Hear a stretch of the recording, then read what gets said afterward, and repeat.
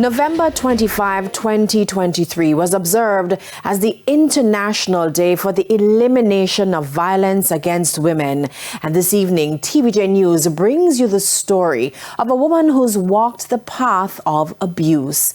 Hello, I'm Janella Precious, and over the next half hour, we'll hear the Keisha McKenzie's story of being doused with a chemical substance, spending 3 months in hospital and undergoing 18 surgeries. So, how did she get here? Here's surviving domestic abuse chemical burn survivor speaks. I was in a relationship that from the beginning I should not have been in it. And it's reached a point where I recognize that it's now time for me to leave. It's not the path that I should be taking. So I decided to leave. In the beginning I thought it was amicable. You know, we had our discussions and we decided to split. However, that is not it. He wasn't accepting to the idea of me leaving, of me moving on, of me talking to anyone else. So this is what happened. He just decided that since he cannot have me, then he's going to do the next best, which is use chemicals to cause harm and leave a scar on me. Talk to me about the day. Just remind me of the date that it happened, and if you can give any details about, where you were at the time. Did you see it coming in at all? What kind of chemicals did he use? All right, so this happened 10, 11 years ago. I was on my way to class. I was doing evening class because I had just finished my diploma, but I was short one subject. So I was going to evening class for that course, for that subject. And while exiting the compound, I know that there was someone suspicious on the compound, but just wanting to go home, 8:30 at night, wanting to just go home, I walking along Constant Spring Road, I just felt when something hit me to the right side of my face. I thought it was water or some sort of fluid, but it was the burn that came afterwards that really showed me that it's not water. And so the burn continued, face, chest, my hand. I felt the burn. There was a gas station close. That's where I got help. They threw the water, they threw milk, they threw everything you can think of to keep it cool. And then I went to the Andrews Hospital. They did what they could do. And then I went to the University Hospital of the West Indies. Talk to me about your ordeal. So you said before you're a domestic abuse survivor. So there was domestic abuse, whether physical, emotional. Talk to me about that throughout the relationship.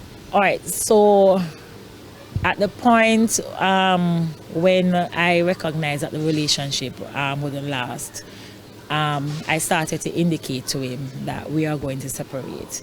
At that point, the abuse started. So it was verbal at first, and being the person that I am, I have to answer. So it was verbal, and then it got physical. The physical part of it lasted for a while. I wouldn't say a long time, but it lasted for more than a week. And so when I recognized what was going on, I pulled back and said, no, this is not me. This is not who I am. And so the verbal and the emotional abuse intensified after that.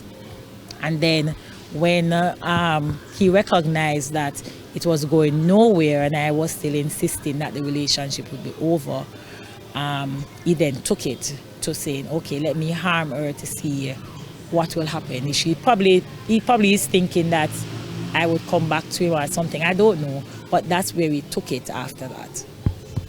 Were there any threats before that he would harm you if you left? Actually, there was no threat. I remember the day he spoke wonderfully on the phone. He spoke to me very nice on the phone. It was really surprising, but no threats, nothing to indicate that he was going to harm me, nothing at all. Talk to me about the process, that long road of recovery, or the long road to recovery. Talk to me about that. How was your stay in the hospital, the treatments, the surgeries, all of that? All right, so I remember I entered the hospital February the 1st, University Hospital, and I stayed there for 3 months. I've done approximately 18 surgeries. It wasn't easy. Trust me, it was. I never knew something like this could really and truly happen, but it wasn't easy. From the process of removing the skin, because it's a chemical burn, the skin will come off differently, so they have to do a scrubbing process. That's terrible. The surgeries, the being in a cold room to ensure no germs, to the thought of how am I going to go through. It was not easy. I wouldn't wish this for anyone, nobody at all. I would wish it for it. It was a hard process, but I guess I had the prayers behind me. I have family and friends who kept encouraging me and supporting me. As I said, the surgeries, it's not something, I mean, you have to do it, but it's not something that you want to do. I'm thinking of 18 surgeries. And the emotional support as it relates to the mental health, that was another thing also. I got the counseling, but I think for me, the counseling at the moment wasn't what I needed.